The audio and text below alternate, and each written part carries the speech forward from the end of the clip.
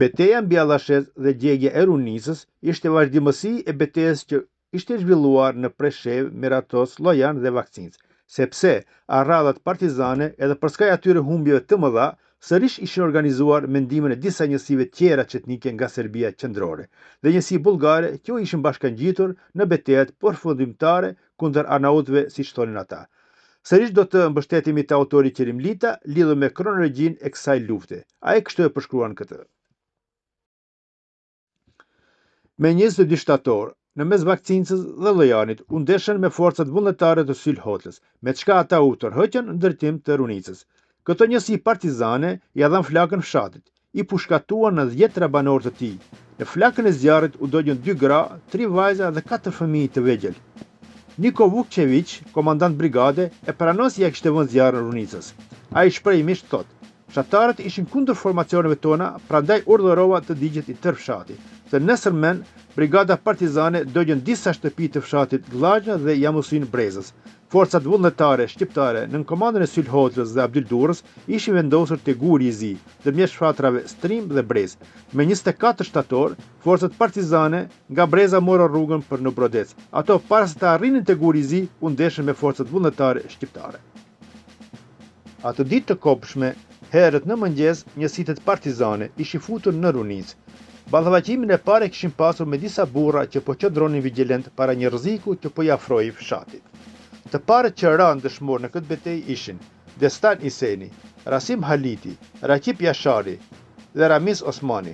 Në luftimet e sipër ishin vrarë edhe Azir Arifi, Hayreddin Hasani, Imer Afuzi, Baftia Afuzi, Ramiz Afuzi, Hasia Hamidi, Zenun Haliti, Zulfi Halimi. Këta ishin të moshave të ndryshme nga 13 deri në 70 vjeç, kurse kishte edhe shumë të tjerë të vrarë e të plagosur. Disa gra e fëmijë kishin arritur të ikin e të vinë në Stupçan, të tmerruar. Me këtë edhe ishte alarmuar jo vetëm Stupçani, por edhe fshatra tjerë si Orizaria, Likova, Hotla, Mateçi, Vishtica, Vakcinca, Llojani e Miratoca. Me shpejtësi të madhe ishte përhapur lajmi për atë që po bënin partizanët në Runicë. Dhe gjitha fshatrat po thirrnin ezanet në minaret e xhamive që t'i dilet në ndihmë Runicës. Menjëherë në Stupçan kishin kapur pushkët rreth 40 burra, në mes e cilëve ishte edhe Mulla Sadiku. Ky grup fillimisht nisën në drejtim të Gurit të Shqipës, por më vonë e kuptojnë se luftimet me partizanët janë duke u zhvilluar mbi Allashez te vendi i quajtur Ullë te Bardha.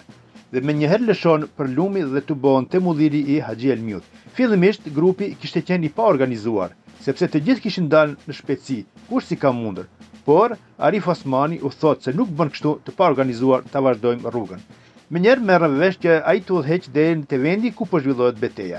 Tregohet se edhe popullata civile e Stupçanit gjatë kohës së luftimeve atë ditë ishin larguar nga fshati dhe se plumbat prej nga tërllaza arrinin në fshat. Që le të kuptohet se vërtet është zhvilluar një luftë e madhe ndërmjet arradhave partizane dhe luftëtarëve shqiptar. Partizanët paraprakisht e kishin zënë një pozicion shumë strategjik mbi fshatin e Runicë dhe prej atje po gjuanin pa pushim duke u shkaktuar humbje të mëdha forcave shqiptare. Me këtë rast është treguar nga të gjithë ata që u kanë marrë pjesë në atë betejë se Mulla Sadiku, duke e parë këtë situatë shumë të rrezikshme, u kërkon shokëve hallallëg dhe u thotë se do të shkojë ta eliminojë këtë mitralos. Disa kanë thënë se Mulla Sadiku ka qenë i vetëm, por ka edhe variante tjera, ku thuhet se ka qenë me Hasan Nureddinin nga Orizaria dhe një variant tjetër është me Mahmud Vakcincën. Tregohet se Mulla Sadiku, duke u përvjedhur në Pështigje dhe Porroska, kishte arritur që t'i del nga mbrapa këtij pozicioni dhe kishte arritur që t'i vret një partizan dhe një partizan që kishin qenë duke gjuajtur me mitralos. Mitralozën e kapur, ata menjëherë fusin në përdorim. Thuhet se Mustafa Xhemaili pas ka ditur shumë mirë me përdor mitralozin dhe nga i pozicion kanë arritur që t'i paralizojnë njësitë partizane, duke i detyruar që të ikin nga fushbeteja dhe të drejtohen drejt fshatrave tjerë të marrësisë së Karadakut. Kanë hasur në njësitë tjera të Sulhotrës, të cilët sërish bën rezistencë shumë të madhe. Në këtë betejë ka pasur shumë të plagosur dhe disa të vrarë nga grupi i Stupçanit. Aty kanë rënë dëshmor Nezir Isaki, Yahi Mehmet Osmani, Feyzullah Tahir Demiri.